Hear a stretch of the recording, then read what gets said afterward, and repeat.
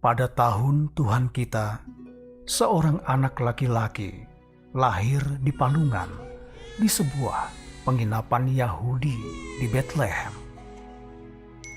3 orang Majus dari timur, dipandu oleh bintang yang belum pernah dilihat sebelumnya, datang ke tempat kelahiran anak itu.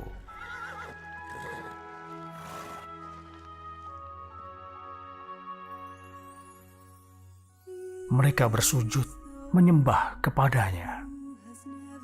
Anak ini adalah pribadi yang dijanjikan oleh Tuhan yang akan memimpin dan membebaskan orang Israel dari hukum Taurat.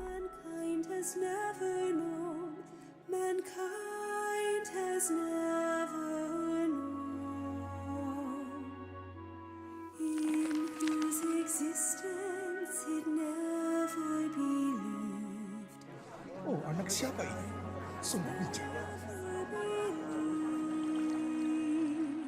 Yet he is the one who breathed into the first man and gave life to all mankind. Diberkatilah orang yang miskin dalam roh, karena kerajaan surga adalah milik mereka. Diberkatilah mereka yang lapar dan haus akan kebenaran, karena mereka akan dipuaskan. Tetapi hendaknya perkataanmu demikian. Jika ya, katakan ya. Jika tidak, katakan tidak. Karena semua yang di luar itu datangnya dari si jahat. Bukan setiap orang yang memanggilku Tuhan, Tuhan, yang akan masuk ke dalam kerajaan surga, melainkan dia yang melakukan kehendak Bapa-Ku yang di surga.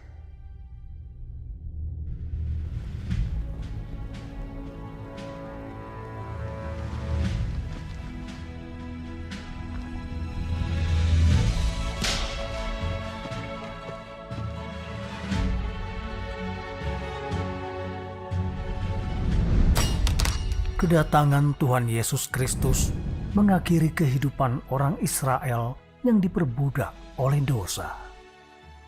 Mereka tidak lagi harus menghadapi bahaya karena dikecam atau dihukum karena ketidakmampuan mereka untuk melakukan hukum Taurat.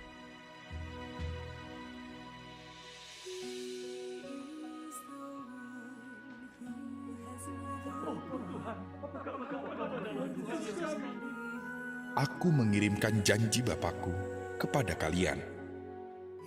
Thomas, ulurkan jarimu dan lihatlah tanganku, dan ulurkanlah tanganmu dan cucukkan ke lambungku.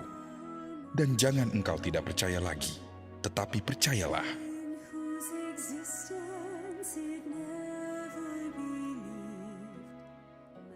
Ya Tuhanku, Tuhanku. Karena engkau telah melihat aku, maka engkau percaya. Diberkatilah mereka yang tidak melihat namun percaya.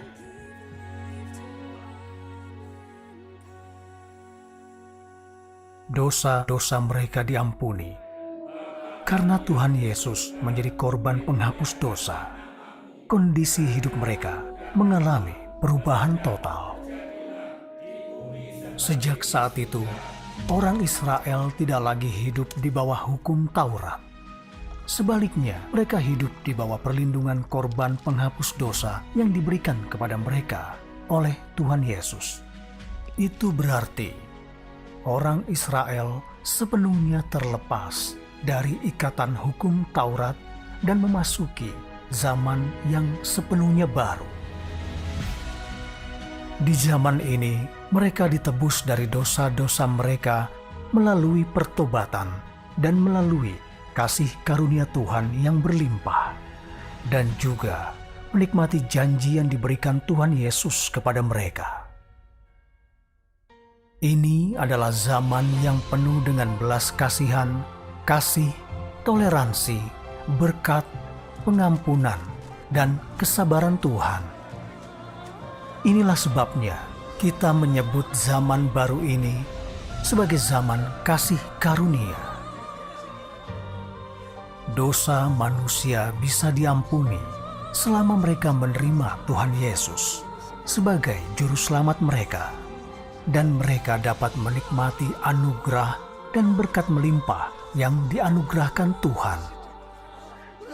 Anugerah ini tidak hanya mempersempit celah antara Tuhan dan manusia, tetapi juga menyelamatkan manusia dari perbudakan mereka oleh dosa.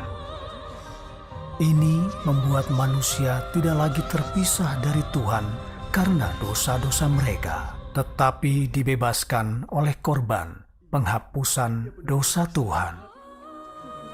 Dan karena kasih karunia Tuhan yang berlimpah, kita dapat datang ke hadapan-Nya kapan saja, di mana saja.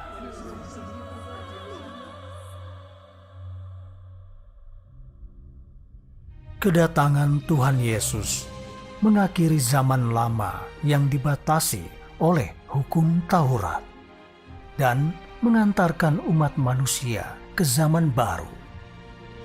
Sementara itu, kedatangannya meningkatkan hubungan antara Tuhan dan manusia dan membuka permulaan yang baru, awal yang baru untuk pekerjaan pengelolaan Tuhan di antara manusia.